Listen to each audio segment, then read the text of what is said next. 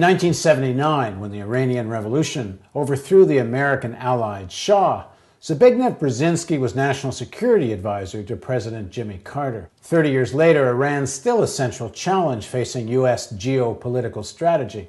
In the third segment of my interview with Dr. Brzezinski, I asked him about Israel's threat to bomb Iranian nuclear facilities and the American strategy towards Iran. I started by asking Dr. Brzezinski about an interview he gave last September to the website The Daily Beast. In that interview, Dr. Brzezinski was asked, how aggressive can Obama be in insisting to the Israelis that a military strike might be in America's worst interest?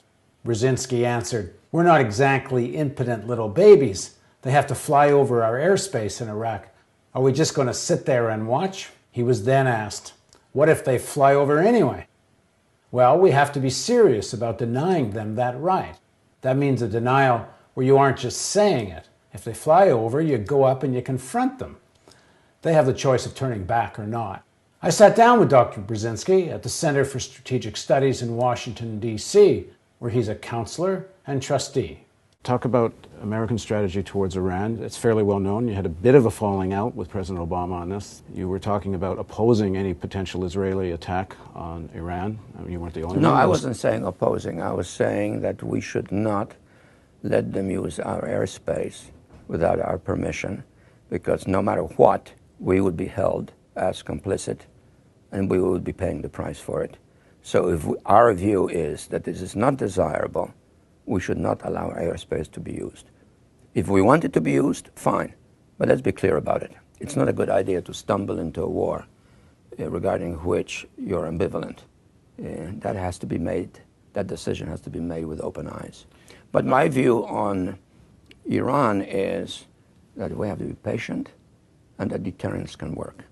We don't need to increase the scale of the conflict in the region that we have been discussing, because an increase in that conflict involving the Iranians in a collision with us would make our task in Afghanistan absolutely impossible, would probably reignite the conflict in Iraq, would set the Persian Gulf ablaze, would increase the price of oil twofold, threefold, fourfold, and Americans would be paying $5, $6 a gallon at the gas stations.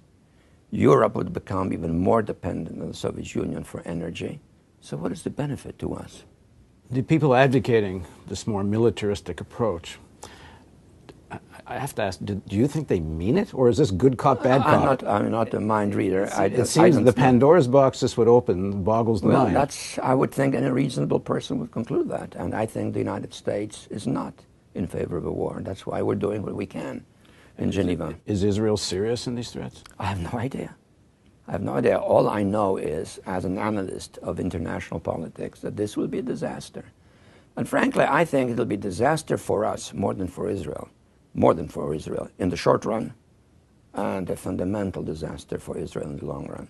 Because if the consequence of that is that in the end we're forced out of the region, as we might be, because of almost sort of dynamic hatred that develops, and have no illusions about it, that conflict spreads, we're going to be alone.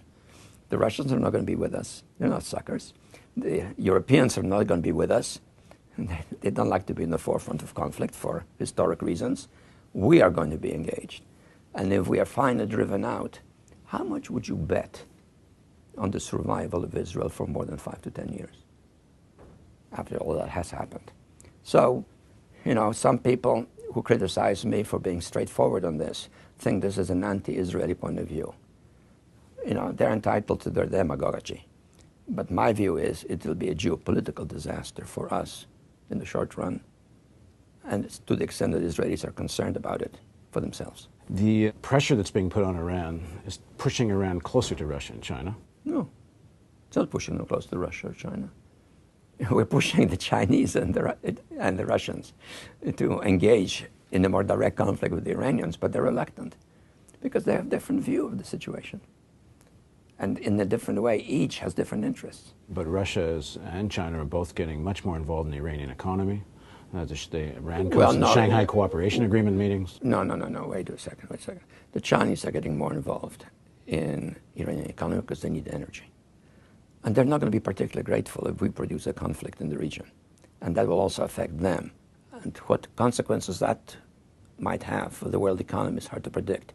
All I'm saying is, don't trifle with this silly notion, oh, we'll just bomb them and the problem is solved. It's a false analogy, and historically, there's one fundamental lesson we shouldn't forget.